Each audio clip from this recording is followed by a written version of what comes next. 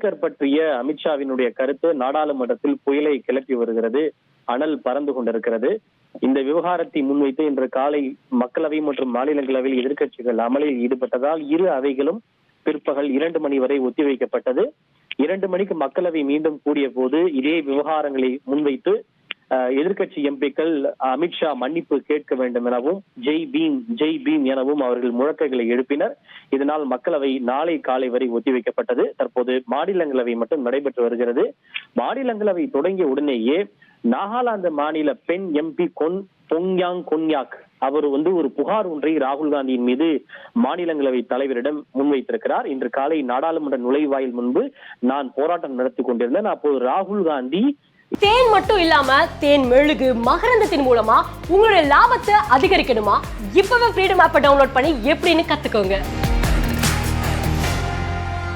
எனக்கு அருகே நின்று கொண்டு என்னை பார்த்து மிக வேகமாக கத்தினார். எனக்கு மிக மிக தர்ம சங்கடமாக இருந்தது. என்னை நான் தற்காத்துக் கொள்ள கூட முடியவில்லை. எனக்கு நீங்கள் பாதுகாப்பு வழங்க வேண்டும், இந்த விவகாரத்திலே நீங்கள் உரிய நடவடிக்கை எடுக்க வேண்டும் என்று பாஜகவினுடைய பெண் எம்பி ராகுல் காந்தியின் மீது மாநிலங்களவை தலைவரிடம் புகார் ஒன்றை முன்வைத்தார். அப்போது அவருக்கு ஆதரவு தெரிவித்து பாஜக எம்பிக்கள் அனைவரும் வெட்கக்கேடு என்று முழக்கங்களை எழுப்பினார்கள்.